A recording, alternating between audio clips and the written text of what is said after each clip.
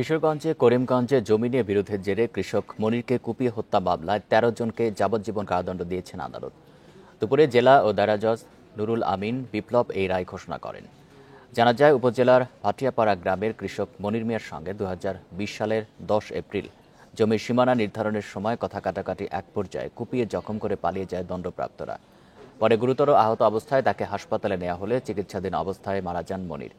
এই ঘটনায় তার ভাই আইনউদ্দিন করিমগঞ্জ থানায় ১৪ জনকে আসামি করে মামলা দায়ের করেন।